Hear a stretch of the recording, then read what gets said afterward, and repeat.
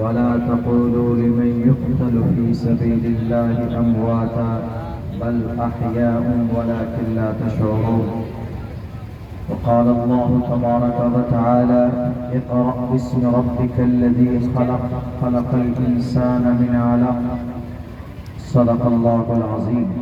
قال رسول الله صلى الله عليه وسلم من رأى منكم منكرا فليغيره بيده فإن لم يستطع فبلسانه فإن لم يستطع فبقلبه وذلك ضعف الإيمان. رواه مسلم أو كما قال النبي عليه الصلاة والسلام. All compliments, all physical prayer, all monetary worship are for Allah. Peace be upon you, O Prophet. Allah's mercy and blessings, peace be upon us and righteous slaves of Allah subhanahu wa ta'ala. I bear witness that no one is worthy except of Allah subhanahu wa ta'ala. In the name of Allah, the most gracious, the most merciful. My Lord, expand me my breast is my task for me. Remove the impediment from my speech so they may understand what I say. बहुनाम जन्म नामन्ते ज्ञान बाण माम परपतिज्ञते वासुदेवः सर्वमिति समहात्मा सुदुर्लभः. उदारा सर्व एवैते ज्ञानी तात्मेव मे मतम् आस्थितः सहि युक्तात्मा मामेवामुत्तमां गतिम्.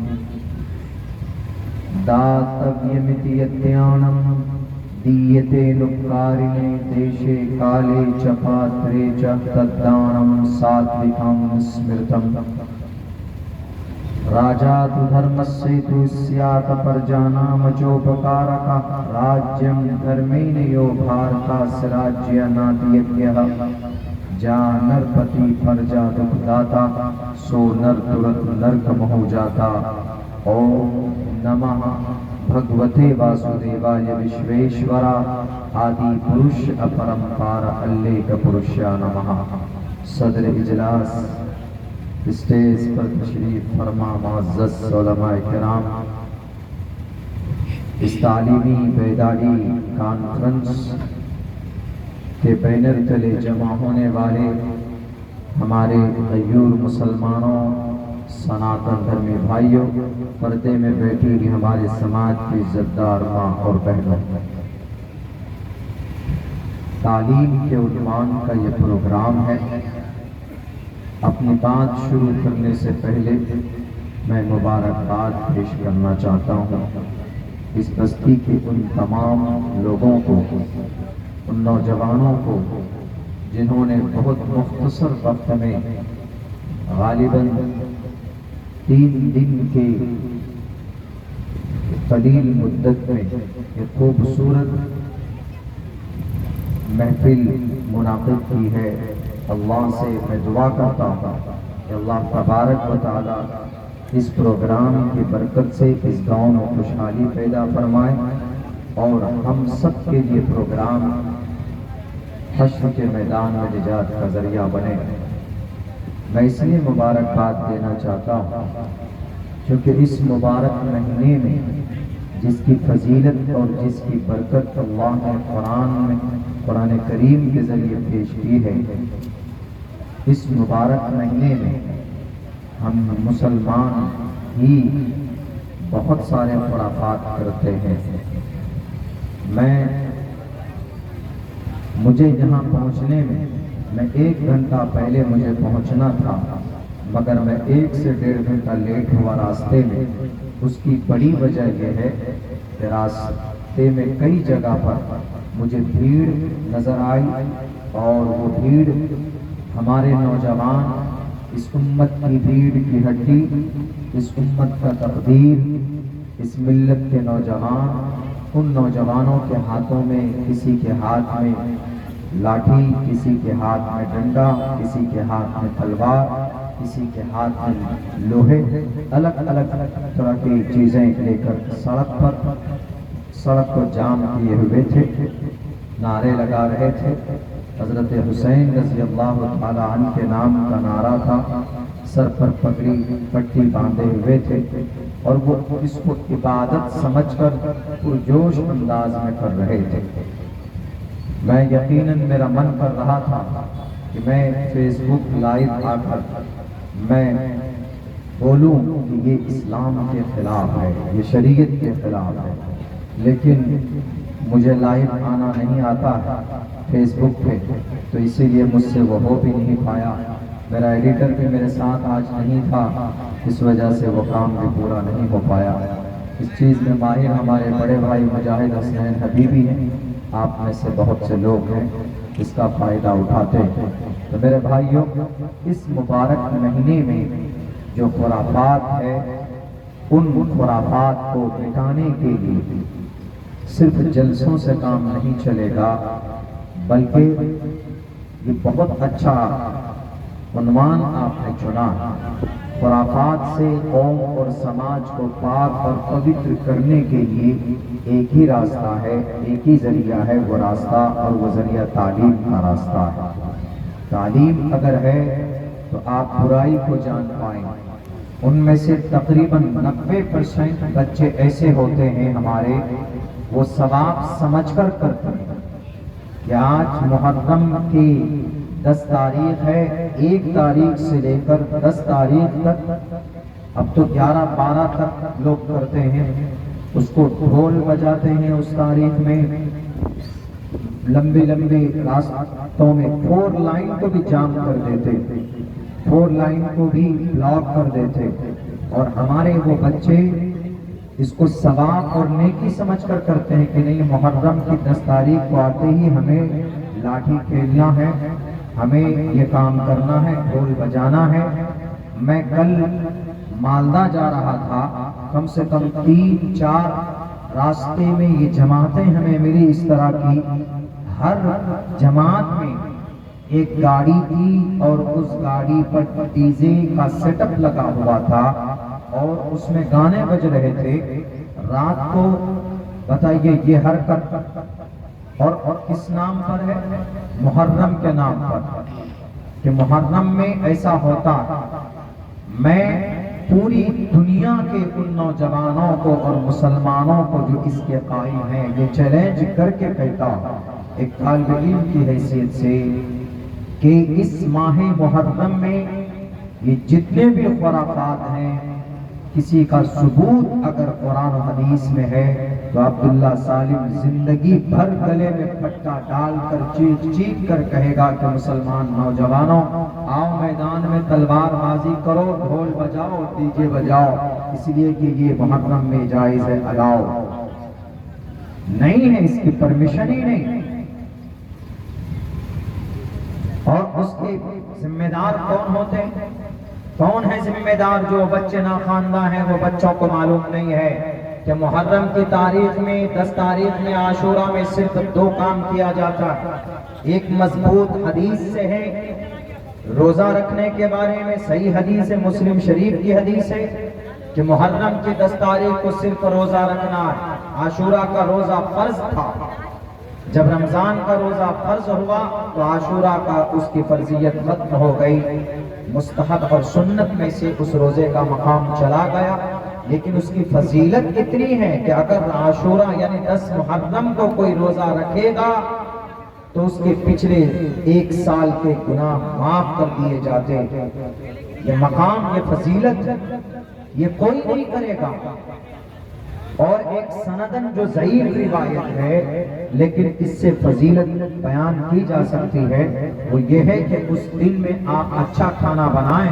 اگر آپ کے گھر میں کبھی دال بنتی ہے تو اس دن اچھا آپ چکن بنا سکتے ہیں، مٹن بنا سکتے ہیں، عمدہ کھانا بنا سکتے ہیں اپنے اہل و عیال پر، اس کی پرمیشن ہے۔ صرف یہ 2 کام کرنا ہے۔ یہ ہمارے نوجوان جو سڑکوں کے اوپر ڈی جے بجا کر ایسا کرتے ہیں، حضرت حسین کی یاد میں غم مناتے ہیں، اسی محرم کی پہلی تاریخ کو حضرت حسین رضی اللہ تعالی عنہ سے بڑھ کر کیا صحابہ تو تقریباً ان کی فضیلت تو اپنی جگہ پر یکساں ہے، لیکن کام میں، عمر میں، ایکسپیرینس میں، تجربے میں زیادہ، کام میں زیادہ حضرت عمر فاروق رضی اللہ تعالی عنہ ایمان بھی پہلے لائے اور خلیفہ ثانی 22 لاکھ مربع میل کی دھرتی پر حکومت کرنے والے، اللہ کے نبی علیہ السلام نے دعا کی اسلام کو تقویت پہنچائی گئی حضرت عمر فاروق کے ذریعے، وہ بھی شہید کیے جاتے ہیں اسی محرم کی 1 تاریخ کو، اس میں کوئی غم نہیں مناتا۔ ان سے بھی زیادہ خطرناک انداز میں آج تک اس دھرتی پر سب سے زیادہ دردناک انداز میں اگر کسی ہستی کو شہید کیا گیا ہے، کسی کو ٹھیک ہے، اگر کسی کو شہید کیا گیا ہے تو وہ مقدس ہستی سید الشہداء الحمزہ رضی اللہ تعالی عنہ ہے۔ ان کو تو ان کے جسم کے ٹکڑے کیے گئے تھے، یہ سینہ پھاڑ کر اتریوں کو نکالا گیا، اندر سے ناک کاٹے گئے تھے، کان کاٹے گئے تھے، انگلیوں کے پورے کاٹ دیے گئے تھے، کلیجہ نکالا گیا تھا، آرگنز نکال دیا گیا تھا۔ ہندا چبانا چاہتی تھی، نہیں چبا پائی۔ ان کی لاش کو دیکھ کر جنگے احد کے میدان میں ان کی لاش کو دیکھ کر جناب محمد الرسول اللہ صلی اللہ علیہ وسلم کا دل بھر آیا، اور آپ طیش میں آئے اور آپ نے آ کر کے کہا کہ 1 کے بدلے 70 کو ماروں گا، اس لیے کہ بہت محبت کرتے تھے اپنے چچا سید الشہداء الحمزہ رضی اللہ تعالی عنہ سے۔ پہچان نہیں پا رہے تھے، دیکھ کر یہ کہہ دیا کہ نہیں یہ میرے چچا کی لاش نہیں ہے، ہٹاؤ ان کو، کوئی اور ڈھونڈو جا کر۔ لیکن ان کی بہن آپ کی پھوپھی آئی، انہوں نے انگلیوں انگوٹھے کو دیکھ کر پہچانا کہ یہ حمزہ کی لاش ہے۔ انہوں نے کہا کہ محمد یہ آپ کے چچا حضرت حمزہ کی لاش ہے۔ اس وقت تک سید الشہداء کا خطاب نہیں ملا تھا۔ آپ علیہ السلام لاش کی یہ حالت دیکھ کر آپ اتنے غصے میں آئے، آپ نے کہا کہ اگر 70 صحابہ شہید کیے گئے، 1 کے بدلے 70 کو ماروں گا۔ اور محمد رسول اللہ صلی اللہ علیہ وسلم پیش میں آ کر یہ فیصلہ کرتے ہیں، فوراً آسمان سے وحی زمین پر نازل ہوتی ہے، اور اللہ کے نبی علیہ السلام کو اللہ تبارک و تعالیٰ وحی کے ذریعے آگاہ فرماتے ہیں، محمد 1 کے بدلے 70 کو نہیں مار سکتے ہیں آپ، 1 کے بدلے 70 کو نہیں مار سکتے۔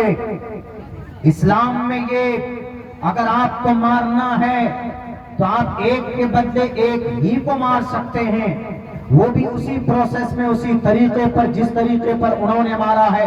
قرآن کریم کی آیت ہے وَإِنْ عَاقَبْتُمْ فَعَاقِبُوا بِمِثْلِ مَا عُوقِبْتُمْ بِهِ، اگر آپ کو انتقام لینا ہے تو 1 کے بدلے آپ 1 کو مار سکتے، 2 کو نہیں مار سکتے، 3 کو نہیں مار سکتے۔ اور پھر آواز آئی کہ آپ کو ڈرنے گھبرانے کی ضرورت نہیں، آپ کا دل کیوں روتا ہے؟ آپ کے چچا کی لاش دیکھ کر آپ کا دل رو رہا ہے؟ ارے آپ گھبرائیے نہیں، حضرت آدم علیہ السلام سے لے کر آج تک اور ابھی سے لے کر قیامت تک جتنے بھی شہید ہوں گے، ان تمام شہیدوں کا سردار اگر کوئی ہے، دیکھو آپ میں نے عرش پہ لکھ دیا ہے محمد سید الشہداء الحمزہ، تمام شہیدوں کا سردار اگر کوئی ہے تو حمزہ رضی اللہ تعالی عنہ۔ اگر شہادت کی وجہ سے ماتم اور غم منانا اس کی پرمیشن ہوتی کہ نہیں، غم منائیے، بہت سے لوگ تو شہادت کی وجہ سے ایسا کرتے ہیں، تو ان سے زیادہ دردناک انداز میں حضرت حمزہ کو شہید کیا گیا، بی بی سمیہ کو شہید کیا گیا، جسم کے 2 ٹکڑے نظروں کے سامنے پھاڑے گئے، 60,000 مکہ واسیوں کے بیچ میں۔ لیکن کیا کوئی غم مناتا؟ وہ سمجھئے کہ اتفاق ہے کہ اس محرم کے مبارک مہینے میں 10 تاریخ کو حضرت حسین رضی اللہ تعالیٰ عنہ شہید کیے گئے۔ حضرت حسین کی شہادت کی وجہ سے محرم کی فضیلت نہیں ہے. یہ تو 61 ہجری میں شہید ہوئے، لیکن اللہ کے نبی نے تو، بلکہ قرآن کب اترا ہے اللہ کے نبی کے زمانے میں 7 سال پہلے. اللہ کے نبی علیہ السلام کا زمانہ ہے، محرم کے مہینے کی فضیلت تب سے ہے. میرے نوجوان جو آج کل بھٹک رہے ہیں، میرے ہندو بھائیوں، جیسے ہمارے آج کل نوجوان بھٹک رہے ہیں، یہ محرم کے مہینے میں ڈی جے، اور اس میں بھی یہیں تک محدود نہیں ہے، ڈی جے اور گانا پر اکتفا نہیں ہے، بلکہ آگے کیا کرتے ہیں، نشے میں ایک دم نشہ. کل میں نے اپنے نظروں سے دیکھا، میں میرے گھر سے نکلا گاڑی لے کے ہی، راستے میں سڑک کے کنارے 3 نوجوان شراب کی تھیلی، شراب تو بند ہے لیکن پھر بھی بیک ڈور سے ہوم ڈیلیوری چالو ہے، شراب کی تھیلی پی رہے ہیں. اور پھر وہی رات کو کیا کرتے ہیں، رات کو وہی چڈی میں، پینٹ کہیں ہے، لنگی کہیں ہے، چڈی میں ڈانس کرتے ہیں اور کہتے ہیں کہ سب جائز، محرم میں سب جائز. اسلام میں اس کی کوئی اہمیت اور حیثیت نہیں. جیسے ہمارے سناتن دھرمی نوجوان، ہمارے ہندو بھائیوں کے نوجوان رام نومی کے موقع پر، ان کے یہاں بھی کلچر چل پڑا، رام نومی کے موقع پر جلوس نکالتے ہیں، نعرے الگ الگ طرح کے لگاتے. جیسے مسلمانوں میں اس کی اجازت نہیں. ہم رک کر ایک جگہ چائے پی رہے تھے تو ایک صاحب دکان والے بولے کہ مولانا آج آپ کا محرم، آپ لوگوں کا محرم تھا پورا ہو گیا. ہم نے کہا کہ ہاں آج 10 تاریخ ہے مکمل. بولا نہیں کل بھی لگے گا نا. ہم نے کہا کہ نہ تو اس میں بازار ہے، جو مارکیٹ وغیرہ لگاتے، میلہ ٹھیلا جو لگاتے، اس کی کوئی حیثیت نہیں. بولا یہ جتنے بھی تلوار والے کا جلوس ولوس نکالتے، ہم نے کہا اس کی بھی کوئی شرعی حیثیت نہیں ہے. بولا پھر کیا کرنا ہوتا؟ ہم نے کہا کہ جو کام کرنا ہوتا وہ جانتے ہی نہیں. کم سے کم 90% نوجوان نہیں جانتے کہ محرم کے مہینے میں کیا کرتے ہیں، کیا کرنا چاہیے، نہیں جانتے. اسی لیے تعلیم بے حد ضروری ہے، بہت ضروری، بہت ضروری. اللہ کے نبی علیہ السلام نے فرمایا طلب العلم فریضۃ علی کل مسلم. نماز، روزہ، حج، زکوٰۃ فرض ہونے سے پہلے اللہ نے اسی لیے پیغام دینا تھا. ورنہ ڈائریکٹ کہتے کہ اے نبی آپ کہہ دیجئے تمام لوگوں کو کہ مورتی اور بتوں کی پوجا نہ کریں، میری عبادت کریں. سب سے پہلا پیغام یہ آنا تھا آسمان سے. لیکن آسمان سے زمین پر 600 سال کے بعد حضرت جبرائیل امین جو وحی لے کر آئے حضرت عیسیٰ کے بعد، 600 سال کے بعد میں آسمان سے زمین کا رشتہ جڑا. تو اس رشتے میں سب سے پہلا جو پیغام تھا وہ پیغام تعلیم کا تھا. اقرا پڑھو، اقرا پڑھیے.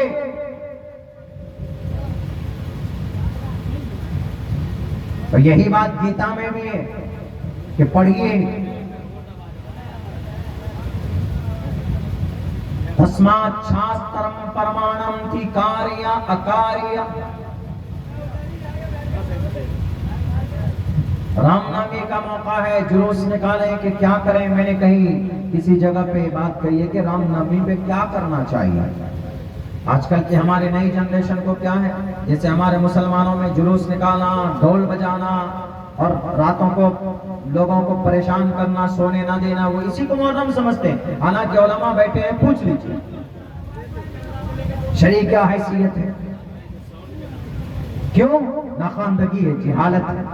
اس لیے کرشن جی نے بہت اچھی بات کہی ہے، تسمات شاسترم پرمانم تکاریا اکاریا ویوستھتو گناتوا شاستر ودھانوکتم کرم کرتو میرسی. منشیہ کو چاہیے کہ اس زمین پر کیا کام کب کرنا ہے اور کب کیا کام نہیں کرنا ہے. تو یہ پتہ کہاں سے چلے گا انسانوں کو؟ کہاں سے پتہ چلے گا؟ یہ کلچر سے، رسم سے نہیں، بلکہ انسانوں کو زندگی گزارنے میں جن چیزوں کی آوشکتا ہے وہ چیزیں کھول کھول کر ایشور نے، رشی منی نے، دیوی دیوتاؤں نے، سنتوں نے شاستروں کے اندر بیان کیا. شاستروں کے اندر. اسی لیے شاستر کو کھولو، کاریا اکاریا، کیا کام کرنا ہے کیا کام نہیں کرنا ہے. اس کے بارے میں تمہیں شاستر میں ملے گا. یہ کرشن جی کہہ رہے ہیں, شریمد بھگوت گیتا کا شلوک ہے. میرے سناتنی بھائیو, اگر آپ کو شک ہو تو ہم گیتا میں دکھا دیں گے آپ کو. تسمات شاسترم پرمانم تی کاریہ اکاریہ ویوستھتو گناتوا شاستر ودانوتم کرم کرتو میں رسی. شاستروں کو کھولو, رام نومی میں کیا کرنا اور دسہرا میں کیا کرنا, نوراتری میں کیا کرنا اور ہولی میں کیا کرنا, چاہے تہوار ہو, چاہے ایشور کی بھکتی ہو, چاہے سماجک کوئی معاملہ ہو, اس میں کیا کرنا, ساری چیزیں بیان کی گئی. لیکن ضرورت اس بات کی ہے, education is the most powerful weapon which you can use to change the world. Nelson Mandela کا کوٹ ہے یہ. 40 سال تک جیل میں رکھا گیا ساؤتھ افریقہ کا گاندھی نیلسن منڈیلا. انہوں نے جیل سے نکلنے کے بعد یہی جملہ کہا تھا, education is the most powerful weapon which you can use to change the world. دنیا کو بدلنا ہے تو تعلیم کو عام کرو.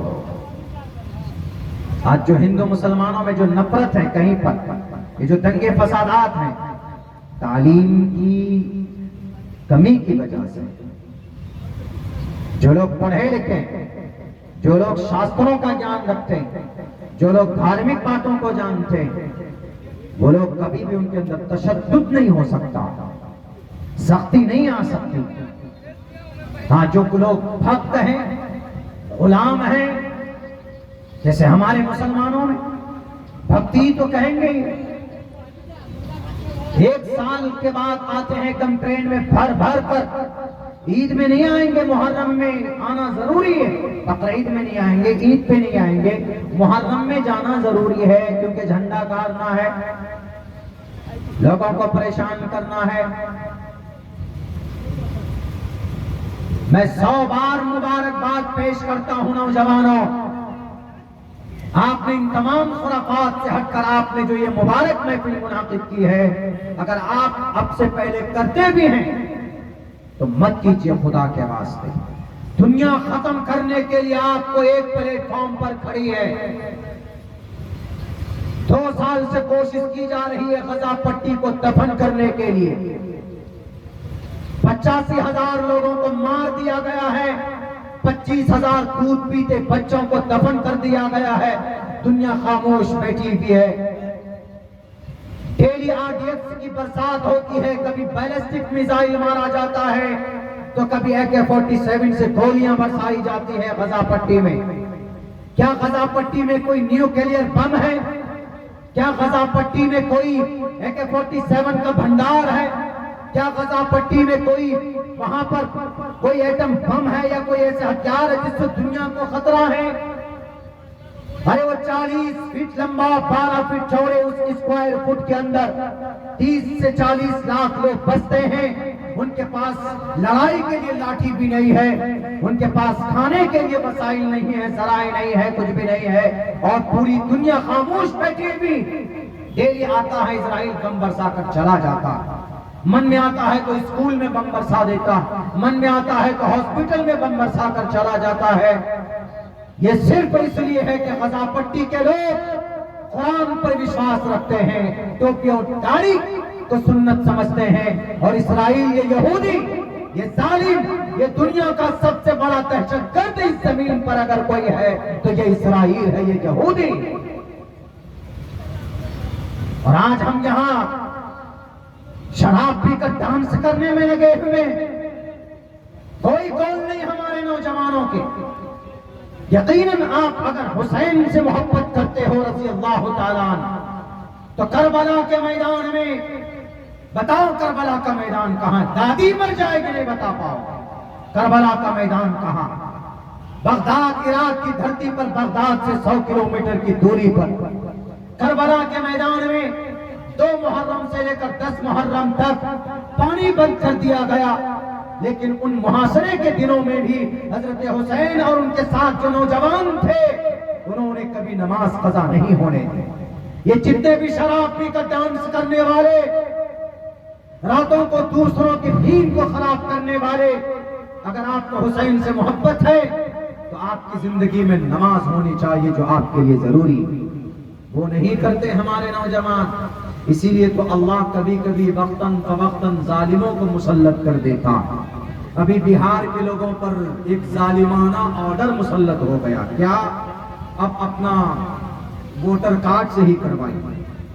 ووٹر کارڈ صحیح کرنے کے لیے نہ آپ کا پرمان یہ ووٹر کارڈ چلے گا، نہ تو آپ کا آدھار چلے گا، نہ تو آپ کا راشن کارڈ چلے گا، نہ تو آپ کا پین کارڈ چلے گا، نہ تو آپ کا جاب کارڈ منریگا کارڈ چلے گا۔ سب کام انہی چیزوں سے کیجئے، لیکن آخر کے اندر میں ناگرکتا ثابت کرنے کے لیے پتہ نہیں کون سا کارڈ چلے گا۔ بہرکیف اب تو نرمی آئی ہے، انہوں نے کہہ دیا ہے کہ اب کچھ نہیں، کوئی کارڈ جمع نہیں کرنا، کوئی دستاویز جمع نہیں کرنا ہے، صرف بھارت کی بہار کے لوگوں کو وہ جو گنا پتر آئے گا اس کو بھر کر دے دینا، بس ہو گیا، اس لیے پریشان ہونے کی ضرورت نہیں ہے۔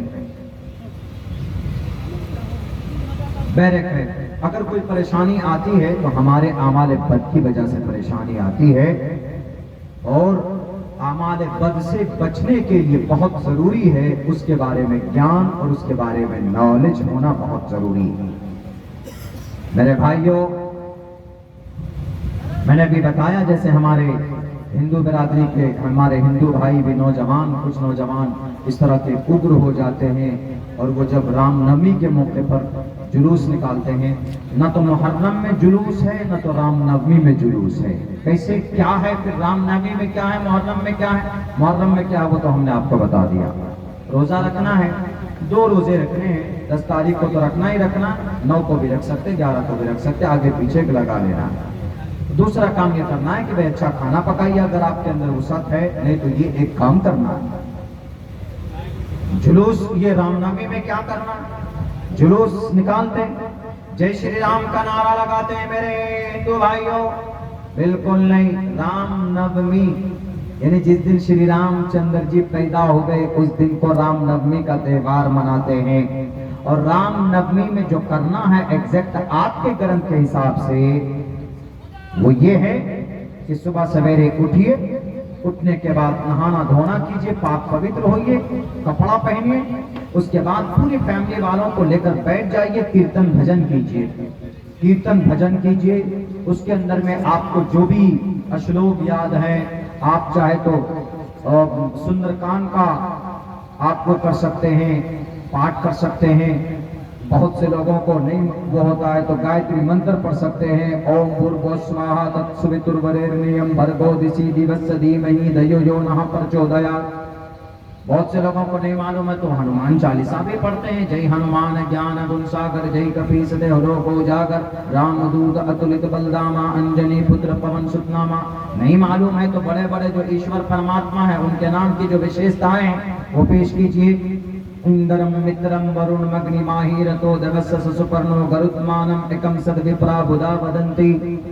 ایشور کی وشیشتائیں یعنی ایشور کی بڑائی ہونی چاہیے، یہ کام کرنا، پریوار والوں کو لے کر بیٹھ کر یہ کام کرنا، لیکن ہوتا ہے نہیں ہوتا۔ آج کل وہاں پر بھی ہمارے نوجوان، ہمارے سناتنی نوجوان، چلو جتنا زیادہ ہو سکے، جتنی لمبی لائن ہو سکے پیسہ جمع کرتے ہیں اور چلو جلوس نکالیں گے، اور اس جلوس میں نعرے بازی بھی کرتے ہیں ہمارے کچھ نوجوان، جے شری رام، جے شری رام کا نعرہ لگاتے ہیں۔ نعرہ لگانے سے نہ تو رام خوش ہوتا ہے، نعرہ لگانے سے نہ خدا خوش ہوتا ہے۔ اگر مسلمان صرف اسٹیج پر یا سڑک پر یا کہیں پر جلوس نکال کر کہے کہ نعرہ تکبیر اللہ اکبر، کیا نعرے سے رب راضی ہوتا ہے؟ اگر نعرے سے خدا راضی ہوتا، نماز کی ضرورت نہیں تھی، روزے کی ضرورت نہیں تھی، زکوٰۃ کی ضرورت نہیں تھی۔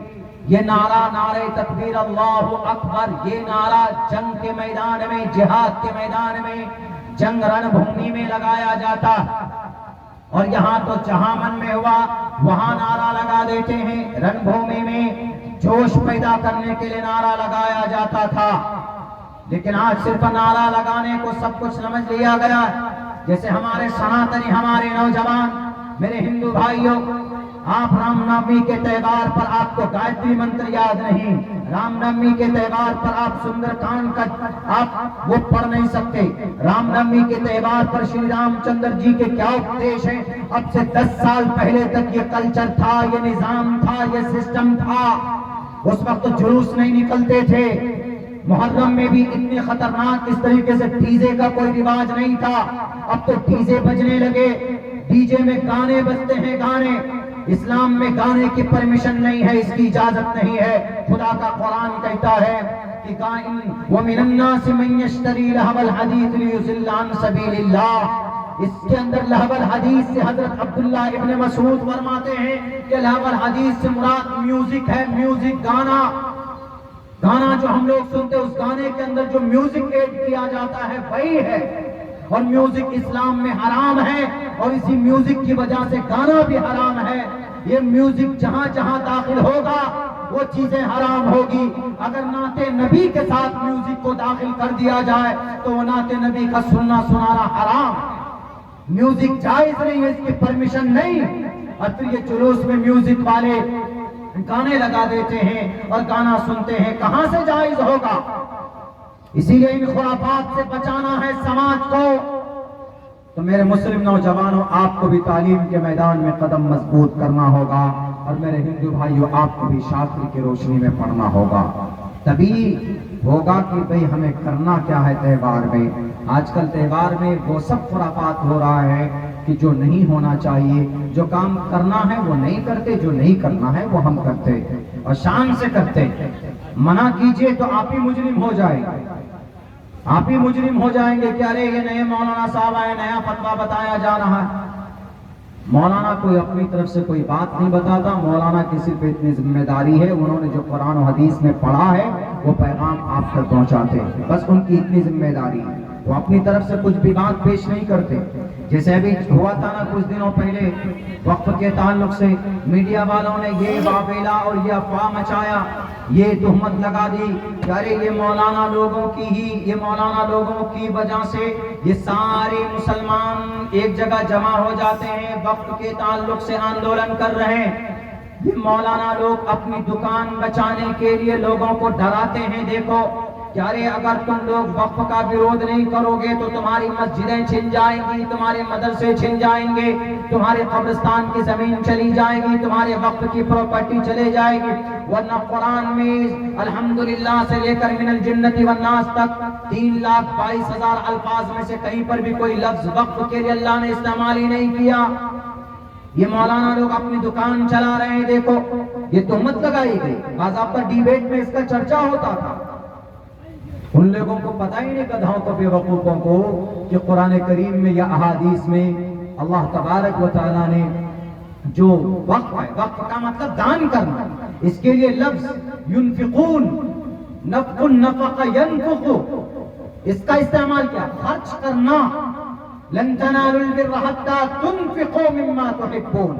تنفقوا یہ وقف ہے. اذا مات الانسان انقطع عنه عمله الا من صلاة الا من صدقة جاریہ, یہ وقف ہے. یہ دلیل ہے حدیث کے اور قرآن کریم کی آیت کی, سینکڑوں جگہ پر ہے جناب. یہ پڑھیں گے تب نا.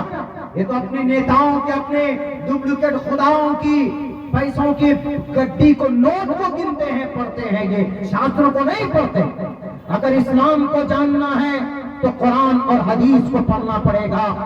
اگر سناتن دھرم کو جاننا ہے تو رگ وید کو, یجروید کو, سام وید کو, اترو وید کو پڑھنا ہوگا, اور پرانا جو منوسمرتی ہے اس کو پڑھنا ہوگا, اور پرانا جو رامائن ہے اس کو پڑھنا ہوگا, اور پرانی جو گیتا ہے اس کو پڑھنا ہوگا. میں آج بھی کہتا ہوں کہ بہت ساری باتیں اس کے اندر اچھی موجود ہے. اگر وہ باتیں لوگوں کے سامنے پیش کی جائے تو دودھ کا دودھ, پانی کا پانی ہو جائے گا. کوئی کسی سے نفرت نہیں کرے گا, دشمن نہیں بنے گا. اور پھر ہم نے 2 قدم اور آگے تحقیق کی. گیتا میں بھی ہمیں یہ بات مل گئی کہ دان کرنا بہت بڑا پنیہ ہے. داتویمتی یدیانم دیتے نکارنے دیشے کالے چپاترے چ تدانم ساتمکم اسمرتم. شریمد بھگوت گیتا ادھیائے 17 منتر نمبر 20 کے اندر ایشور کہتا, کرشن جی کیا کہتے ہیں؟ کرشن جی کہتے ہیں داتویمتی یدیانم دیتے نکارنے دیشے تمہارے گاؤں میں تمہارے سماج میں اگر کوئی ضرورت مند ہے اس کی ضرورت پوری کرتے ہو تم تو جو تم دیتے ہو وہ دان ہے.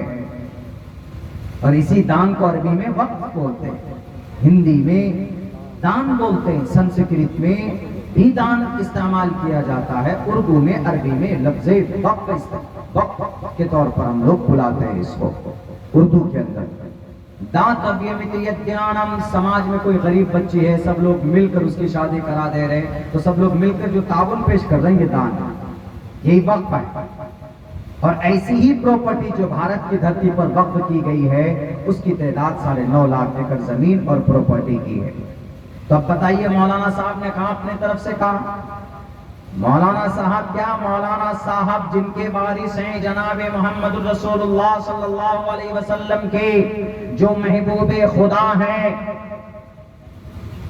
1498 سال پہلے جن کا جنم ہوا,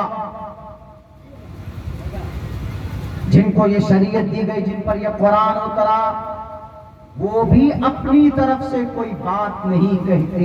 وما ينطق عن الهوى ان هو الا وحی یوحی, اپنی طرف سے نہیں کہتے بلکہ اللہ کی طرف سے وحی ہوتی تھی, تب جا کر وہ بات پیش کرتے تھے لوگوں کے سامنے میں. اپنی خواہش کے مطابق کوئی نہیں کہتا. ہمارا عالم دین کیسے کہہ سکتا؟ اس لیے میڈیا والوں یہ تہمت لگانا بند کرو. ہمارے جو علماء ہیں اس زمین پر سب سے مقدس ہستی اور سب سے بڑی جماعت, پاکیزہ جماعت اگر کسی کی ہے تو ہمارے علماء کرام کی ہے. کیوں؟ وارثین انبیاء ہیں, نبی کے وارث ہیں. اللہ نے علماء کی فضیلت کو بیان کیا. غلط بات ہے کہ ہم مسلمان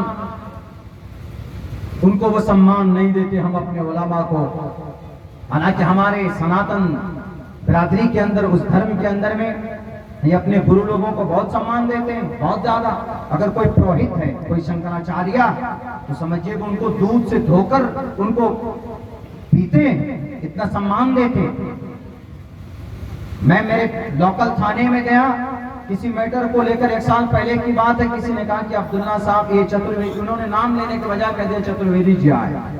تو جو ایس ایچ او تھا انہوں نے کہا کہ چترویدی آپ کیوں ہیں, آپ کے پوروج کوئی تھے کیا؟ ہم نے کہا کہ نہیں ہمارے پوروج تو مسلمان ہی تھے, لیکن یہ ہے کہ میں چترویدی مجھے لوگوں نے بنا دیا ہے جبرن. کہا کیوں؟ میں نے کہا کہ میں نے ادھین کیا ہے, رگ وید, یجروید, ساموید, اتھروید, رامائن, مہابھارت, گیتا, بھوشیہ پران, کلکی پران, متسیہ پران, بھاگوت پران, شیو پران, اپنشد وغیرہ وغیرہ, یہ ہم نے اس کا ادھین کیا ہے. تو لوگ ہم کو بول دیتے ہیں جب ہم تقریر میں اپنی باتیں رکھتے ہیں, کہیں پر کوئی سناتنی بھائی ہوتے ہیں ان کو سمجھانے کے لیے بھی اگر وید پڑھتے ہیں تو لوگ بول دیتے ہیں ارے یہ مولانا چترویدی صاحب ہے, ویدوں کا گیان ہے. ہم نے کہا کہ ویدوں باضابطہ ہم نے سنسکرت لینگویج کو پڑھا ہے تو اس پر ہمارا ادھین ہوتا ہے, ریسرچ ہوتا. تو وہ سمجھیے کہ ان کے دل میں ہماری اہمیت بڑھ گئی. جہاں کام پیسہ لے کر ہوتا تھا وہ کام, یعنی ایک میں نے ایگزامپل سیٹ کر کے آپ کو بتایا, اتنا سمان دیتے. اور ہمارے یہاں اگر ارے مولانا صاحب آئے تو گھر چھوڑ کر بھاگ جائیں. کیوں؟ پتہ نہیں رسید لینے کی, چندہ لینے آیا ہوگا, بھاگو. ایسا ہوتا ہے کہیں کہیں, سارے لوگ نہیں ہوتے ماشاءاللہ, بہت لوگ ایسے بھی ہوتے ہیں جو جان نچھاور کرتے. وہ الگ بات ہے کہ مقام و مرتبہ کچھ لوگوں کے دلوں میں کم ہے, لیکن سب کے دلوں میں ہونی چاہیے. اس لیے کہ اللہ نے خود ان کی فضیلت اور ان کی تعریف کی ہے. میرے بھائیوں, یہ سب سے مقدس جماعت نڈر لوگ ہوتے ہیں, بڑے محنت اور جفاکش لوگ ہوتے ہیں, وفادار ہوتے ہیں. اللہ کے بھی وفادار ہوتے ہیں, اس ملک کی, زمین کی, اس دیش کے بھی وفادار ہوتے ہیں. علماء کرام کی قربانی دیکھنی ہے, ان کی وفاداری دیکھنی ہے تو جنگ آزادی کی تاریخ اٹھا کر دیکھ لیجئے. جنگ آزادی کی تاریخ, انہوں نے اپنا گھر چھوڑا, اپنے مدرسے بند کی, اپنی دکانیں بند کی, لیکن اس دیش کی مٹی کے لیے. مولانا محمد علی جوہر جب انگریز بھاگ نہیں رہا تھا اس دیش سے, اس ملک سے, مولانا محمد علی جوہر چلے گئے برطانیہ. اب برطانیہ میں جا کر وہاں سے انگریز سے کہا کہ اے انگریز میرے ملک کو چھوڑ دو, جب تک نہیں چھوڑو گے تو میں اس دھرتی پر اس مقبوضہ علاقے میں نہیں جا سکتا. انہوں نے کہا کہ ہم نہیں چھوڑنے والے, آپ کے ملک کو آزاد نہیں کروں گا. انہوں نے کہا کہ جب تک میرا ملک آزاد نہیں ہوگا میں اپنے ملک میں قدم نہیں رکھوں گا، اگر میری موت آ جائے تو مجھے مسجد اقصی کے قریب میں کہیں دفن کر دینا، اور میں وہ پوری کوشش کروں گا۔ مولانا محمد علی جوہر کی قبر کہاں؟ مسجد اقصی کے قریب میں ہے۔ یہ تھے عالم دین۔ آج لوگوں عالم دین کو دیکھ کر کچھ لوگوں کو اسامہ بن لادن یاد آنے لگ جاتا کہ ارے نہیں، یہ تو ٹیررسٹ ہے، یہ تو آتنکواد ہے، ان کا رشتہ کہیں نہ کہیں کسی نہ کسی گروہ سے جڑتا ہوگا۔ عالم دین، عاشق رسول، اللہ کا دیوانہ، اللہ کی شریعت کی حفاظت کرنے والے اور بہت ہی سمپل اور سادہ زندگی گزارنے والے ہمارے علماء ہوتے، اس لیے کہ 5,000 10,000 روپے سیلری میں اپنی زندگی کی ضرورت پوری کرتے ہیں، ان کو بہت زیادہ لام کاف تام جھام کی ضرورت نہیں ہوتی، یہ مقدس ہستی۔ لیکن میرے بھائیو، جب بھی کہیں پر ظلم نے سر اٹھایا ہے تو اس ظلم کے سر کو اگر کاٹنے اور اس کو دبانے کے لیے اگر سب سے پہلے کسی کا ہاتھ اٹھتا ہے تو ہمارے علماء کرام کا اٹھتا، چاہے وہ ظالم مسٹر پرائم منسٹر کی شکل میں ہو، چاہے وہ ظالم امریکہ کی شکل میں ہو، چاہے وہ ظالم اسرائیل کی شکل میں ہو۔ اگر اسی اسرائیل کو کسی نے دبوچا، اگر کسی نے اس کی اوقات یاد دلائی ہے، ایک عالم دین جس کا نام آیت اللہ علی، آیت اللہ اللہ کے شعر کو بولتے ہیں، سب سے بڑے عالم دین کو آیت اللہ بولا جاتا ہے۔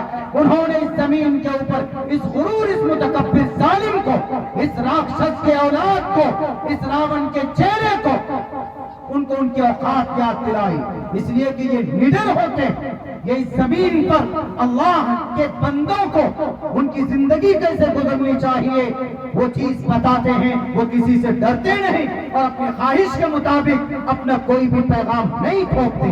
یہ کام تو یہودیوں کے علماء نے کیا تھا، یہ کام تو عیسائی عالم نے کیا تھا، جو اپنی من گھڑت باتیں توریت کے اندر، زبور کے اندر داخل کر دی تھی، جس کی وجہ سے توریت اور زبور بدل کر رکھ دی گئی۔ قرآن کریم کے اندر کوئی تبدیلی نہیں آئی، کیوں؟ کیونکہ ہمارے علماء نے ایک ایک حرف اور ایک ایک لفظ کا ہر زمانے کے اندر، ہر موقع کے اندر اس کو لوگوں کے سامنے کھول کھول کر پیش کیا، اس کی حفاظت کی۔ اصل تو حفاظت اللہ کرتا، لیکن ذریعہ ان علماء کو بتایا۔ ہمارے علماء، میرے بھائیوں، اس وقت ہمارا ملک ہندوستان میں جو ماحول، جو نیریٹو سیٹ کیا جا رہا ہے وہ بہت خطرناک۔ ان تمام غلط فہمی سے اور ان تمام شر و فساد سے بچنے کا ایک ہی راستہ ہے، وہ راستہ تعلیم کا۔ اور تعلیم سے انسان بڑا کس سے بنتا؟ پیسوں سے نہیں۔ جاپان، کوریا چلے جائیے، کوریا میں وہاں کے راشٹرپتی کو بھی اتنا بڑا عہدہ، راشٹرپتی، وہاں کا پریزیڈنٹ، ان کو جو فیسلٹیز دی جاتی ہیں وہ وہاں کے ایک ٹیچر کو دی جاتی۔ جاپان ہے، کوریا ہے، ان سب علاقوں میں۔ اور یہاں ٹیچر کا سب سے 3 مہینہ تک سیلری ٹیچر کی روکی جاتی ہے۔ سب سے زیادہ بوجھ ٹیچر پر، حالانکہ ٹیچر کا مقام بہت بڑا۔ پنڈت دیانند سرسوتی جی نے بات کہی، ماترمان پترمان چاریاوان پرشو ویدا۔ ایک انسان کو بڑا بنانے میں ٹیچر کا بڑا ہاتھ ہوتا ہے۔ چاریاوان، ستیار پرکاش کا منتر ہے یہ، 2-3 پیج کے بعد پہلے سم اللہ سے پہلے یہ منتر لکھا ہے انہوں نے کہ ماترمان پترمان چاریاوان پرشو ویدا پرشستا دھارمکی ودیتی سساماس مگمہا۔ ایک مہان انسان کو کھڑا کرنے کے لیے ایک ٹیچر کی بڑی بھومکا ہوتی ہے، لیکن ان سے پہلے 2 ویکتی کی بھومکا ہوتی ہے، ماں کی اور ان کے باپ کی۔ ماترمان پترمان، ماں اور پتا، ماں اور باپ، ان کی محنت، اس کے بعد پترمان، اس کے بعد چاریاوان، چاریاوان اس کے ٹیچر کی ذمہ داری ہوتی ہے۔ چاریاوان پرشو ویدا، انسان کو مہان اور انسان کو بڑا بناتا ہے۔ گرو لوگ جو ہوتے ہیں، جیسے ہمارے ہندو بھائیوں میں اگر ان کو گیان پراپت کرنا ہے، گیان لینا ہے، تو کون بتائیں گے؟ گرو گیانی لوگ بتائیں گے، جو شاستروں کے گیانی، جو شاستروں کے جانکار ہیں۔ اسی لیے تعلیم ضروری ہے اور انسان تعلیم سے بڑا ہوتا ہے۔ شریمد بھگوت گیتا میں بھی کہا گیا बहुनाम जन्मनामन्ते ज्ञानवान् मां प्रपद्यते वासुदेवा सर्वमिति स महात्मा। महात्मा, इंसान महात्मा कैसे बनता है? पैसों से बनता है, रुपयों से बनता है, प्रॉपर्टी से बनता है, पावर से बनता है? नहीं। मोहनदास करमचंद गांधी इस देश के सबसे महान व्यक्ति, क्या वो प्राइम मिनिस्टर बने थे या राष्ट्रपति बने थे? कुछ भी नहीं बने वो तो। लेकिन फिर भी महात्मा गांधी उनको क्यों कहा जाता है पता है आपको? उनको महात्मा गांधी इसीलिए कहा जाता है कि वो महान थे। वो महान थे, उनके अंदर ज्ञान बहुत था। सिर्फ शास्त्रों का ज्ञान नहीं था, कुरान का ज्ञान था उनको। वो कभी कभी एग्जाम्पल सेट करके बताते थे कि अगर दुनिया के अंदर हुकूमत होनी चाहिए तो उमर फारूक के तरह, अगर दुनिया में अगर हुकूमत होनी चाहिए तो अबू बकर सिद्दीक के तरह। क्यों? क्योंकि वो जानते थे कि राज्यम जानर पति पर जा दुख दाता सो नर तुरंत नरक में हो जाता। जो राजा जर्रा बराबर जुल्म ज़्यादती करेगा वो नरक में जाएगा। और उमर फारूक अबू बकर सिद्दीक की जिंदगी ऐसी थी कि इन्होंने किसी इंसान को जर्रा बराबर भी तकलीफ नहीं पहुंचाई। महात्मा का खिताब मिला उनको। क्यों? ज्ञान से, नॉलेज से, तालीम से इंसान महान बनता। इसीलिए मेरे नौजवानों को मैं बोलता हूं, मेरे नौजवानों, मोबाइल से अपना रिश्ता इतना मजबूत मत करो, किताबों से रिश्ता कायम करो। मेरे नौजवानों, खुराफात से रिश्ता मत कायम करो, तारीख से रिश्ता जोड़ो। आपकी तारीख क्या है और इस उम्मत की तारीख क्या है और आपके मुस्तकबिल में आपके लिए क्या फैसले लिए जाने वाले हैं, आप उसके हिसाब से गोल सेट करके ईमानदारी के साथ काम कीजिए।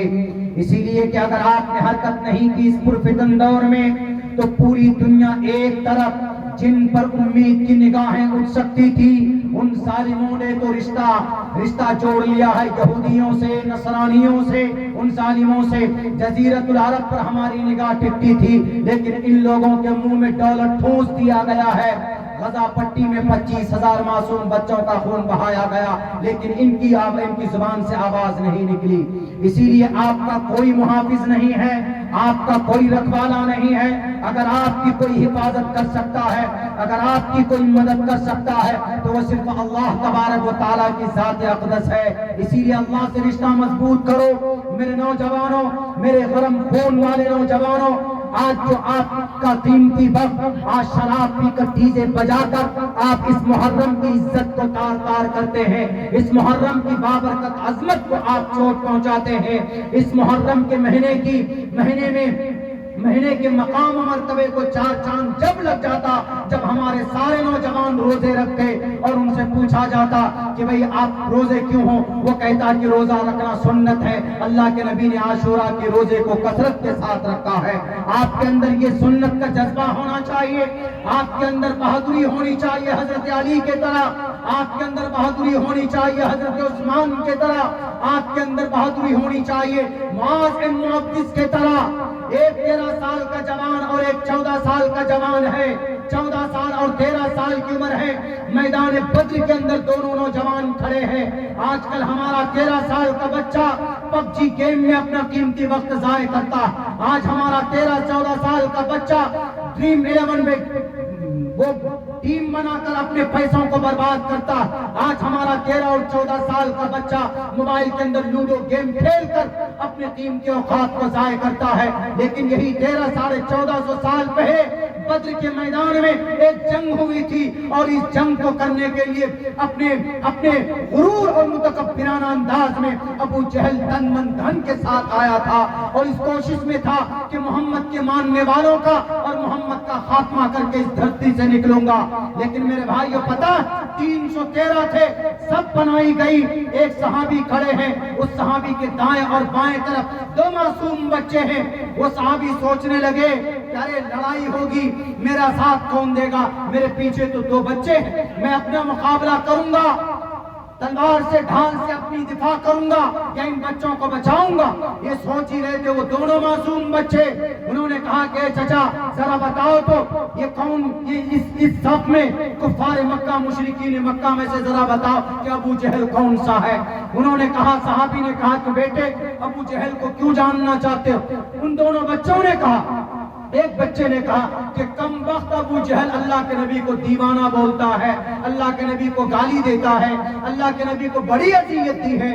دائیں والا معاذ اور معاویہ دونوں میں سے دونوں بولتے ہیں، اور ایک کہتا ہے کہ آپ صرف بتا تو دیجئے ابھی دیکھیں انجام کیا ہوتا ہے اس کا. کہا کہ دیکھو سامنے جو ڈنڈی لاٹھی جس کے ہاتھ میں ہے سفید درست کر رہا ہے گھوڑے پر بیٹھ کر، وہی ابو جہل ہے، اس امت کا فرعون. فرعون سے زیادہ غرور اور متکبر کسی کو تھا تو فرعون کو، ابو جہل کو تھا. فرعون تو مرتے وقت جب دریا میں غرق ہونے لگا سمندر میں، تو اس وقت انہوں نے کہا کہ اللہ میں بنی اسرائیل موسیٰ کے اللہ پر ایمان لاتا، یعنی اس وقت اس کا غرور ٹوٹا تھا. لیکن یہ ابو جہل اتنا بڑا متکبر تھا کہ جب عبداللہ ابن مسعود جنگ بدر کے میدان میں تلوار سے اس کی گردن کاٹنے کے لیے آئے تو انہوں نے کہا کہ عبداللہ ابن مسعود تو میرا غلام رہا، مرتے وقت میری آخری خواہش پوری کر، میرا سر جب کاٹے گا تو یہ گردن سے دبا کر کاٹنا کیوں، تاکہ سروں میں جب میرا سر رکھا جائے تو اس وقت میرا سر بڑا دکھنا چاہیے کہ یہ ابو جہل سردار کا سر. اتنا متکبر آدمی کا خاتمہ کس نے کیا؟ عمر فاروق نے کیا یا حضرت حمزہ نے کیا یا کسی بڑے نڈر اور طاقتور بازوؤں نے کیا؟ نہیں. اشارات کے نشے میں دھت ہونے والے نوجوانوں، پیغام لینا اس واقعے سے. ایک 14 سال کا، ایک 13 سال کا بچہ جیسے ہی پتا چلتا ہے کہ ابو جہل ادھر کھڑا ہے، تلوار لے کر دوڑتا ہے اور اچھل کر حملہ کرتا ہے. ابو جہل کی ٹانگ میں تلوار لگتی ہے، ابو جہل بے چین ہو کر نیچے گرتا ہے، اور ابو جہل اس کے بعد اس کے چاہنے والے ان دونوں بچوں پر ٹوٹ پڑتے ہیں. یہ دونوں بچے ان کی گردن کاٹتی جاتی ہے. بہرکیف اس امت کے فرعون کا خاتمہ کس نے کیا؟ دو معصوم بچوں نے کیا. اور ہمارا بچہ موبائل کا کیڑا بنا ہوا، انہیں وضو کے فرائض یاد نہیں، غسل کے فرائض یاد نہیں، انہیں بیسک عقائد انہیں معلوم نہیں. میرے نوجوانوں، آپ اس ملت کی، آپ اس امت کی تقدیر ہے. یہ جلسہ جبھی کامیاب ہوگا جب یہ توبہ ہو جائے کہ انشاءاللہ مولانا آئندہ محرم سے ہم خرافات نہیں کریں گے، جو چیزیں شریعت کی ہے انشاءاللہ ہم اس پر عمل کریں گے. آپ تو وانتم الاعلون ہیں. جو اسرائیل ابھی اتنی طاقتور ہے، پتہ کتنی طاقتور ہے اس وقت اسرائیل؟ اس وقت اتنی طاقتور ہے اسرائیل کہ یہ اپنے ملک میں بیٹھ کر دنیا کے کسی ملک کے اندر کسی کو بھی مار سکتا. اتنی طاقتور. یہی نہیں، یہ اتنی طاقتور ہے کہ آپ ہر دن آپ کے گھر میں، ہر گھر میں اسرائیل کا پروڈکٹ ہے. لائف بوائے صابن استعمال کرتے ہیں، made in Israel, made in یہودی، میڈ ان اسرائیل. اور ڈیٹول صابن یوز کرتے ہیں، میڈ ان یہودی. وہ کلوز اپ، یہ کیا نام ہے، کولگیٹ پیسٹ، جو پیسٹ کولگیٹ پیسٹ ہے، میڈ ان یہودی. برش، اورل بھی برش زیادہ یوز ہوتا ہے، میڈ ان یہودی. شیمپو جتنے بھی، ڈب شیمپو ہے، ہیڈ اینڈ شولڈر شیمپو ہے، پینٹین ہے، گارنیر کلر ہے، میڈ ان یہودی. سب ہر کسی کے گھر میں. وہ چھوڑیے، آئی فون میڈ ان یہودی، نوکیا میڈ ان یہودی، موٹورولا میڈ ان یہودی. 720 پروڈکٹ اسرائیل نے بنایا ہے، پوری دنیا کو سپلائی کیا، یعنی مارکیٹ کی دنیا میں. یہ وہ کون قوم ہے پتہ ہے؟ 1948 میں ان کی اپنی جگہ نہیں تھی، ان کی اپنی جگہ نہیں تھی 1948 میں. 1948 میں جب ہمارا دیش آزاد ہوا، 1947 میں ہوا، اس سے ایک سال بعد ان کے پاس جگہ نہیں تھی تو جگہ دی گئی فلسطین میں. اسرائیل چھوٹی سی جگہ، لو بھائی آ کر رہو تم لوگ. 2000 سال سے بھٹک رہے تھے، غلامی، کوئی جگہ نہیں دے رہے تھے، تو وہ یہاں سے بھگا رہا، کوئی وہاں سے بھگا رہا. لیکن پتہ ہے انہوں نے کیسے کم بیک ان کا ہوا ہے، میں وہ چیز وہ فارمولا بتا کر میں اپنی بات ختم کروں گا. حالانکہ وہ ہمارے لیے رول ماڈل نہیں ہے. اتنی بات طے کر لیجئے کہ یہودی آپ کا نہ تو رول ماڈل ہے نہ آپ کا دوست ہے. یہ دنیا کی سب سے ذلیل ترین قوم ہے. خدا کا قرآن کہتا غیر المغضوب مغضوب قوم ہے، ضربت علیہم الذلۃ والمسکنہ ہے. لیکن دنیا میں جو محنت کرے گا اللہ اس کو دنیا میں اس کا ریزلٹ دیتا ہے. پتا ہے انہوں نے کہاں سے اپنی زندگی میں تبدیلی کی؟ تو سارے جو 1.5 کروڑ اسرائیل ہے پوری دنیا میں، 1.5 کروڑ یہودی، اسرائیل یہودی، ملک اسرائیل میں کچھ یہودی، 1.5 کروڑ میں سے چن کر 18 لوگ ایک جگہ بیٹھے. کہاں؟ امریکہ. انہوں نے کہا کہ ارے بھائی ہم کب تک بھٹکتے رہیں گے، کب تک غلامی کرتے رہیں گے، کچھ تو ہونا چاہیے. ان میں سے کسی نے کہا کہ تم کامیاب نہیں ہو سکتے، تمہیں کامیاب ہونے کے لیے ریسرچ کی ضرورت ہے اور ریسرچ کرو. کہا کیا ریسرچ کرے؟ کہا قرآن پڑھو، تمہیں وہاں سے راستہ مل جائے گا تمہاری تبدیلی کا. تو جو پڑھے لکھے یہودی تھے، یہودی بہت پڑھے لکھے ہوتے ہیں دنیاوی اعتبار سے بہت، وہ شادی نہیں کریں گے چلے گا، وہ شادی نہیں کریں گے چلے گا، پان گٹکا یہ سب نہیں کھائیں گے چلے گا، بال پکے ہوئے سفید ہو جاتے ہیں لیکن وہ پڑھتے رہتے کچھ نہ کچھ نکالتے رہتے. یعنی اتنے زیادہ دنیا کے اوپر وہ ریسرچ کرتے آج کے زمانے میں. تو انہوں نے کہا کہ ٹھیک ہے قرآن پڑھو. کیا قرآن میں کہا کہ ہم اس حساب سے پڑھیں گے کون سی آیت کب نازل ہوتی ہے. انہوں نے قرآن پر اس کا ریسرچ شروع کیا، کون سی آیت کب نازل ہوئی. تو سب سے پہلی آیت کب نازل کون سی ہے؟ اقرأ بسم ربک الذی خلق، خلق الانسان من علق. اس کو پڑھاؤ. انہوں نے پورے جہاں تک یہ آیت نازل ہوئی ہے اس کو پڑھنے کے بعد انہوں نے کہا کہ ہم اقرأ بسم ربک الذی، انہوں نے غور کیا، کہا کہ ارے اگر اس میں کچھ نہ کچھ فلسفہ ہے. اللہ کہہ رہا ہے محمد کو کہ پڑھیے، اقرأ پڑھیے، تو پڑھنے کا مطلب یہ ہوا کہ پڑھنے سے کچھ بڑا ہو سکتا ہے.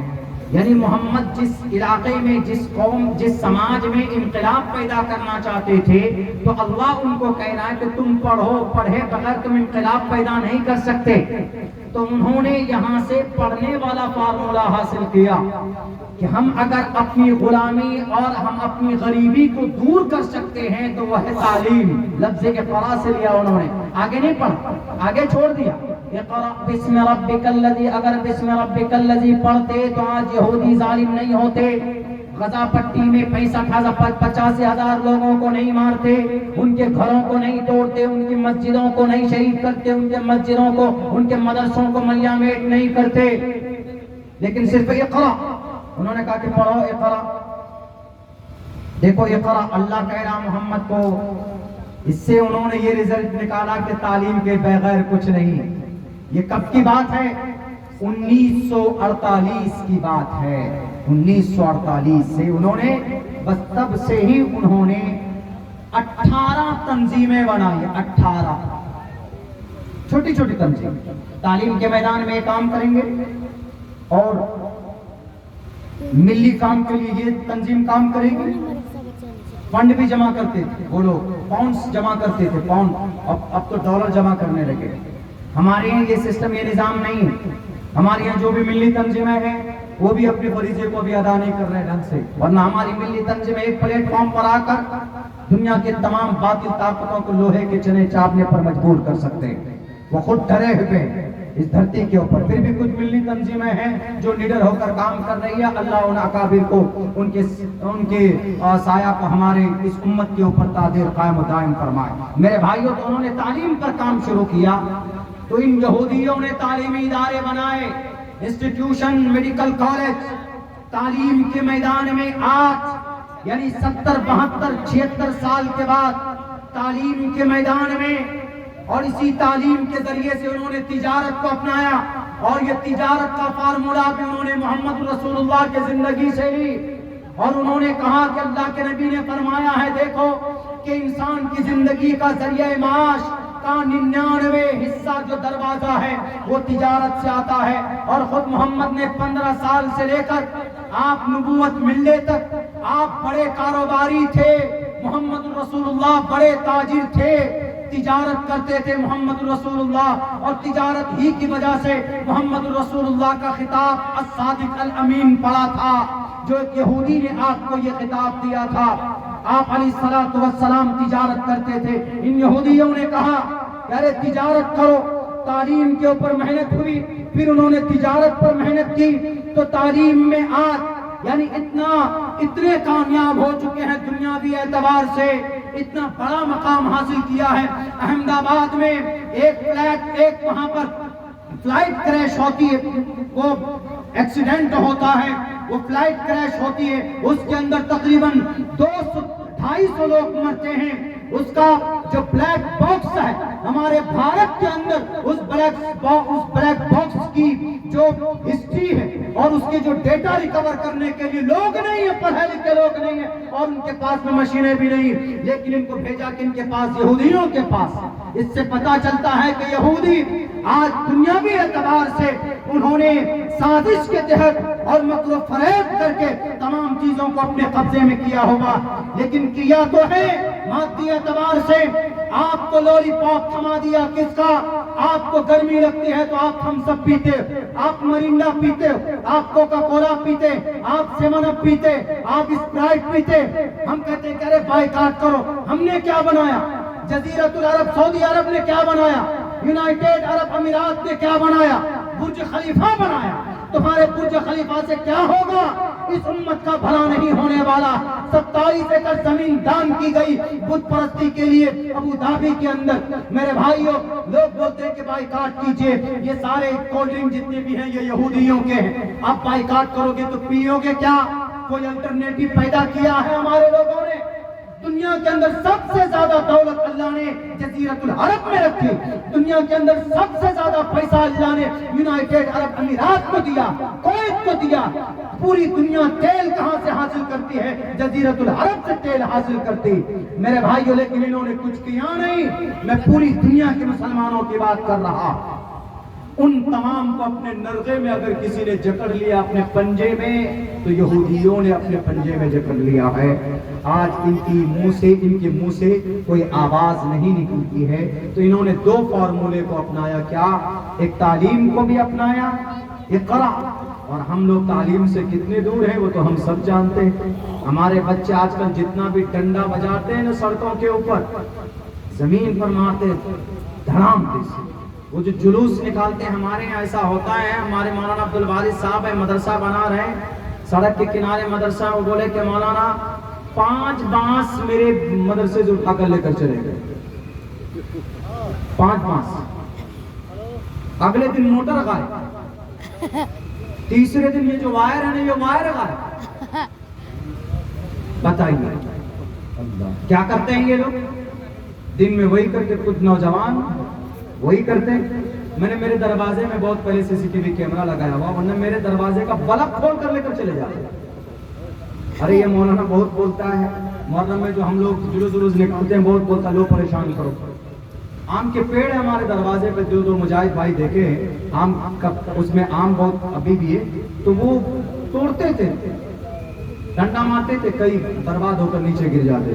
ہم نے CCTV کیمرہ لگا دیا، اب کوئی ڈر سے وہاں رکتا نہیں، چلا جاتا، چور بھی نہیں رکتا، وہاں چلا جاتا۔ آپ نے کہا کہ تم سے 2 قدم آگے میں بھی ہوں، اب کوئی کرو گے تو جا کر ڈائریکٹ میں دے دوں گا، پبلک پراپرٹی کو تم ڈیمیج کرو گے تو بڑا لمبا چوڑا کیس بنے گا، جا کر دے دوں گا پولیس کو، اور پولیس پکڑ کر کے لے جائے گی۔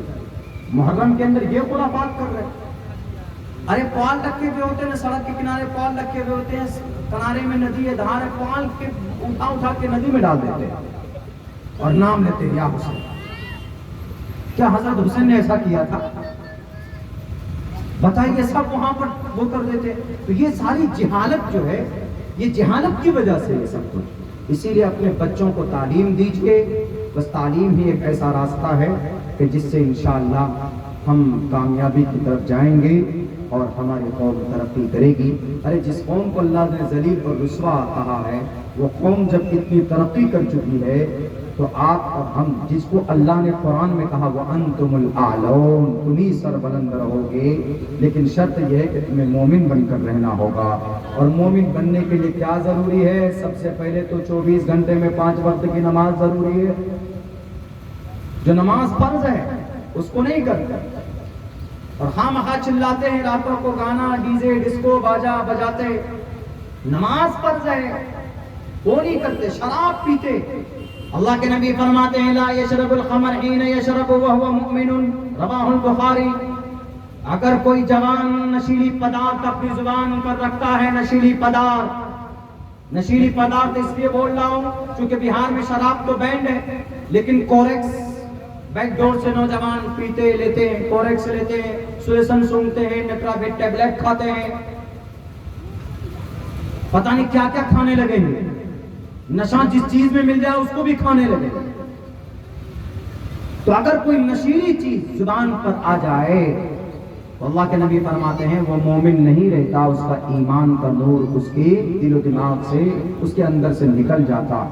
ایک محدث نے اس کی یہ تفسیر کی، اس کی یہ وضاحت کی ہے کہ اگر اس نشے کی حالت میں اس کی موت آ جائے تو وہ کفر کی حالت میں مرے گا.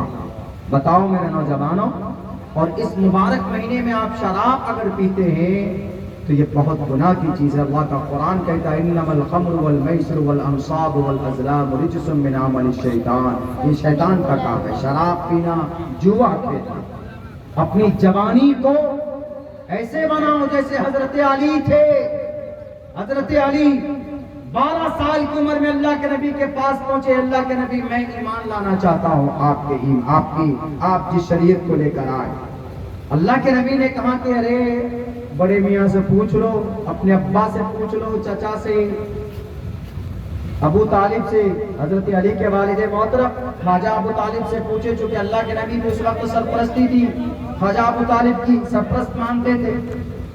تو اللہ کے نبی نے کہا کہ علی جا کر پوچھ لو اپنے ابا سے، پہلے اجازت لو. انہوں نے کہا کہ اچھا ایک بات بتائیے، میرے ابا کو جب میرے اللہ نے پیدا کیا تھا تو اللہ نے مشورہ کیا تھا میرے ابا کے والد سے؟ کہا کہ نہیں کیا تھا. کہا کہ جب میرے ابا کو پیدا کرتے ہوئے میں اللہ نے مشورہ نہیں کیا تو اس اللہ کی دین کو قبول کرنے کے لیے میں میرے باپ سے کیوں مشورہ کروں؟ 12 سال کی عمر میں یہ جذبہ دکھنا چاہیے ہمارے جوانوں میں. مسجدیں بھری بھی نظر آنی چاہیے. جو فرض ہے من ترک الصلاۃ متعمدا فقد کفر، جان بوجھ کر نماز چھوڑنے والا کافر بن جاتا ہے. امام احمد ابن حنبل یہی ترجمہ کرتے ہیں. امام ابو حنیفہ فرماتے ہیں کافر تو نہیں بنتا، کفر کے دروازے تک پہنچ جاتا ہے، کفر کے دروازے تک. اسی لیے میرے نوجوانوں اس پرفتن دور میں قرآن سے رشتہ مضبوط کیجئے، نمازوں کی پابندی کیجئے، اپنی مسجدوں کو آباد کیجئے، اور نئی جنریشن کو تعلیم دینے کے لیے اپنی زندگی کا ایک حصہ ان کے اوپر خرچ کیجئے کہ ہم اپنے بچوں کو تعلیم دیں گے. اب بات یہ رہ گئی کہ مولانا کون سی تعلیم دے، دینی تعلیم دے کہ دنیاوی تعلیم دیں؟ میری اس کے اوپر ریسرچ ہے. میں تو کہتا ہوں کہ دینی دنیاوی کو بانٹیے نہیں، اس کو انگریز نے بانٹا ہے. 1842 میں دین کی تعلیم الگ، دنیا کی تعلیم الگ کر دی. حالانکہ تعلیم ٹوٹل تمام تعلیم کا منبع اور مخرج وہ قرآن ہی ہے. چاہے سائنس ہو، چاہے میتھ ہو، چاہے بایولوجی ہو، چاہے کیمسٹری ہو. کیمسٹری کو پہلے زمانے میں ان میں کیمیا کہا جاتا تھا. میتھ ہو، میتھ کو حساب کہا جاتا. یہ ساری چیزیں قرآن سے نکالی گئی. انگریز نے اس کو الگ کیا تاکہ دوری پیدا ہو جائے، اور وہ جو چیزیں ہیں میتھ، سائنس، بایولوجی، جیوگرافی اور کیمسٹری اس کے حمدللہ بن جائیں. ورنہ تاریخ گواہ ہے مکتب کے نیچے ایک عالم دین پیدا ہوتا تھا، اسی مکتب کے نیچے ایک بڑا ڈاکٹر بھی بنتا تھا.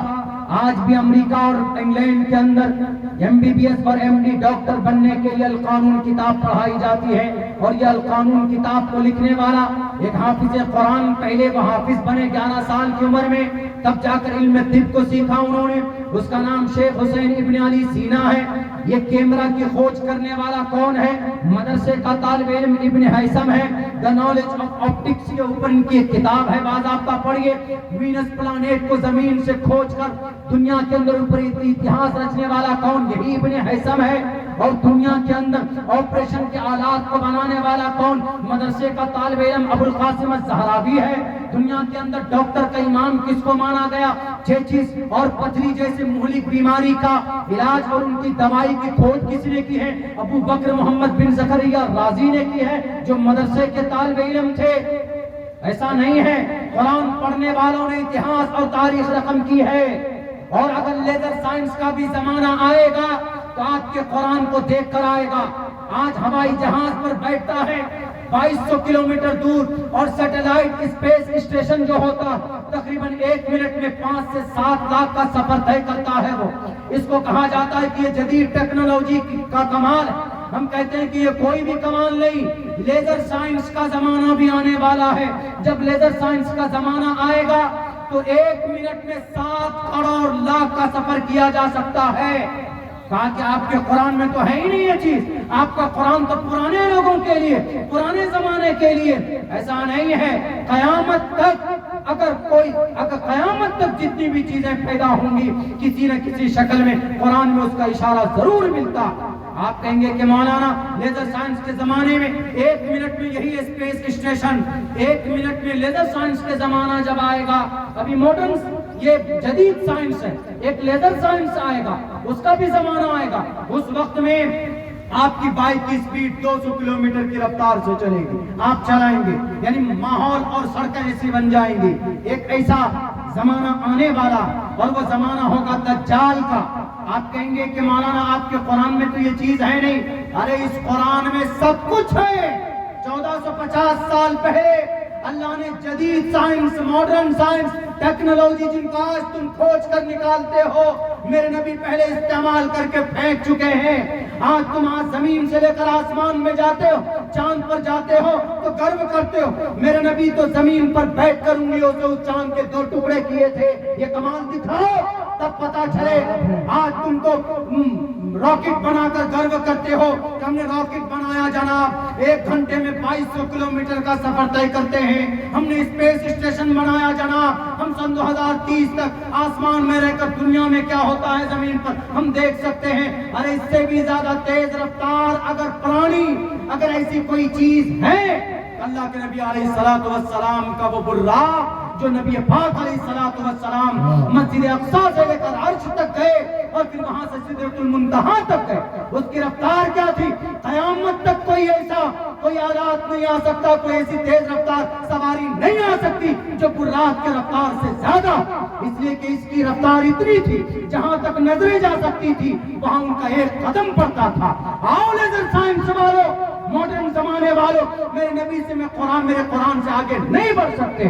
اسی لیے کہا جاتا ہے کہ وہ وَتِبْيَانًا لِكُلِّ شَيْءٍ، اللہ نے ہر چیزوں کو بیان کر دیا ہے۔ موقع بموقع یہ ساری چیزیں آتی رہیں گی۔ اسی لیے تعلیم آج کل اس کو بانٹ دیا گیا ہے۔ ہمیں اپنے بچوں کو سب سے پہلے اپنے عقیدے کی تعلیم دینے کی ضرورت ہے، اپنے قرآن اور اپنی حدیث کی تعلیم دیں۔ اس کے بعد ساتھ ساتھ آپ ان کو میتھ بھی پڑھائیے، ان کو کیمسٹری بھی پڑھائیے، ان کو جنرل نالج بھی پڑھائیے۔ یہ بھی ضروری ہے، یہ بھی ضروری ہے زمانے کے حساب سے۔ جیسے آج چناؤ آیوگ نے اعلان کر دیا، آپ سب پریشان ہو گئے، مولانا کیا ہے؟ بنگلور سے میرے پاس فون پہ فون آنے لگے، بولا مولانا سمجھ میں ہی نہیں آ رہا کیا مانگ رہا ہے کیا نہیں مانگ رہا ہے۔ تو وہ اس کو سمجھنے میں آپ کو مدد ملے گی۔ ضرورت کے حساب سے آپ ماڈرن ایجوکیشن بھی حاصل کیجئے، اور اگر آپ ضرورت نہیں، آپ اگر چاہتے کہ آپ اپنی لائف میں اس کو پروفیشن بنائیں، آپ ماسٹر بنیں، انجینئر بنیں، ڈاکٹر بنیں، اسلام کے خلاف نہیں ہے، آپ بن سکتے، اسلام منع نہیں کرتا ہے۔ اسلام اتنا نیرو مائنڈ نہیں ہے، بلکہ اسلام اوپن ہے۔ اسی لیے کہا گیا Islam is the best religion to the world, پوری دنیا میں سب سے بہترین نظام اور سسٹم کہیں پر ہے تو اسلام کے پاس ہے۔ اللہ تبارک و تعالیٰ سے دعا کرتا ہوں کہ اللہ اس سماج کو، ہمارے نوجوانوں کو کہنے سننے سے زیادہ عمل کی توفیق عطا فرمائے۔ بہت بہت شکریہ، جزاک اللہ۔ السلام علیکم ورحمۃ اللہ وبرکاتہ۔ ماشاءاللہ، الحمدللہ۔ معزز سامعین، ابھی آپ کے درمیان جناب حضرت مولانا عبداللہ سالم قمر چترویدی صاحب بڑی قیمتی بات